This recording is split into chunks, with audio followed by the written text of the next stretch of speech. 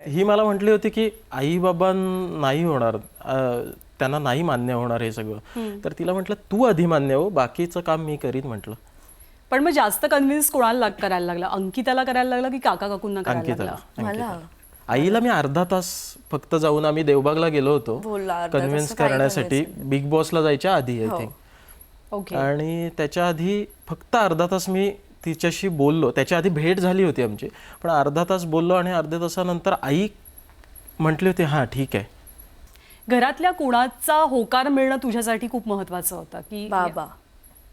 बाबांचा होकार मिळणं खूप महत्त्वाचं होतं. आणि मला वाटलंही नव्हतं की ते म्हणजे कन्व्हिन्स होतील किंवा काय. त्यामुळेच मी ह्याला म्हणजे आणखी एक नकार देण्याचं कारण ते होतं की मी नाही त्यांना कन्व्हिन्स करणार, की मी असं सांगायलाही जाणार नाही की मला लग्न करायचं आहे किंवा हे काय. तो बोलला तर मी करेन. तू करतोयस तर मग तू ट्राय कर, बघ बोलून बघ बाबांशी. पहिल्यांदा जेव्हा आम्ही गेलो होतो तेव्हा बाबा त्याच्याशी बोलले सुद्धा नाहीत, काहीच नाही, फक्त आई बोलली. त्यांच्या कामात बिझी असतात नेहमी. त्या नारळाच्या वाडीत जाणं, त्यांचं काम करणं, रिसॉर्टचं काम करणं, पण माझ्याशी बोललेही नव्हते. आम्ही जाताना फक्त मी त्यांच्या पाया पडलो होतो, तेव्हा आशीर्वाद दिला होता, बाकी काहीच बोलले नव्हते माझ्याशी. जेव्हा मग मी गेले बिग बॉससाठी तेव्हा कसं की मी माझ्या ॲब्सेन्समध्ये यांचं सगळ्यांचं ट्युनिंग फार छान जमलं, की हा माझ्या घरच्यांनाही सांभाळत होता, माझ्या बहिणींनाही सांभाळत होता. मग त्यामुळे ते अगदी फ्रेंडली झाले त्याच्यासोबत. सो आता माझ्यापेक्षा जास्त त्याच्याशी बोलतात. नाही ते दिसतं ना, ते व्लॉग्समधनं दिसतं, ते व्हिडिओजमधनं दिसतं. आणि बरेच जण म्हणजे तर ही अंकिताच्या फॅमिलीची बाजू झाली, पण कुणालच्या फॅमिलीची रिॲक्शन कशी होती? म्हणजे तिथे कन्व्हिन्स करावं लागलं का तिथे ऑल सेट होतं सगळं? थोडं तिथे पण लागलं कन्व्हिन्स करावं, कारण माझे वडील पोलीसमध्ये होते आणि त्यांचा यूट्यूब आणि सोशल मीडियाशी काहीही संबंध नाही, काहीही. म्हणजे अंकिता त्यांना नंतर कळली की अशी अशी मुलगी आहे. माझ्या दोन्ही भावांना माहिती होतं, हिंट होती की ह्याचं काहीतरी चालू आहे, पण आई वडिलांना ते समजावं लागलं की ती काय करते, ती कशी आहे. आणि बिग बॉसमध्ये ते जास्त कळलं मला वाटतं. तेव्हा लोक त्याच्यानंतर मग ते मम्मी तर म्हणायला लागली की अरे आपली मुलगी भारी खेळते, मस्त खेळते. हे तिच्या तोंडातून ऐकून मला असं वाटायला लागलं की हां झालंय सगळं व्यवस्थित आहे आता. तर त्याच्यामुळे ती भीती मग पहिल्यांदा कधी भेटलीस कुणालच्या फॅमिलीला? मी बिग बॉस मधून आल्यानंतर. ओके. नंतर भेटले, त्याआधी भेटलेच नव्हते. अच्छा. कारण त्याआधी फक्त मी घरच्यांना अगं सांगूनच बिग बॉसमध्ये गेले होते ना, की आम्ही लग्नाचा विचार करतोय, हा मुलगा आहे, तुम्हाला कसा वाटतोय सांगा.